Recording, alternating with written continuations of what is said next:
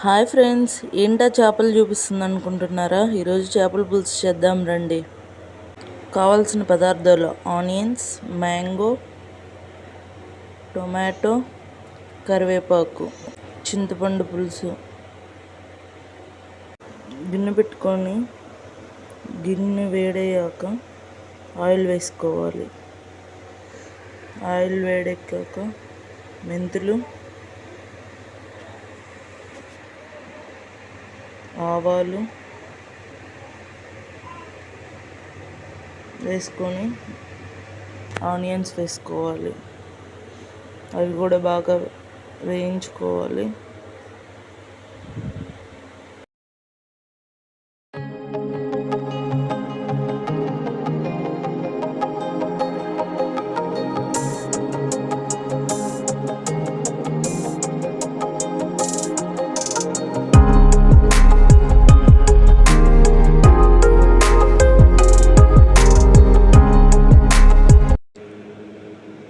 చేపల్లోకి జన వచ్చింది.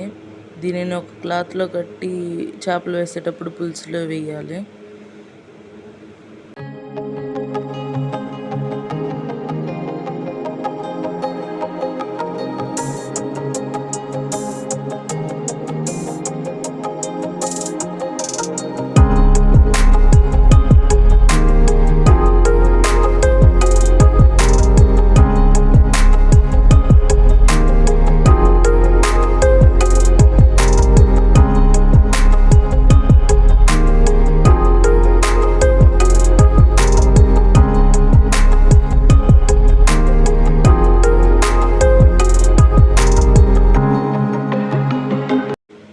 చింతపండు పులుసు వేసుకొని ఉడికించుకోవాలి. ఆ ఉడికిన పులుసులో చేపలు వేసుకొని ఉడికించుకోవాలి ఒక 5 minutes.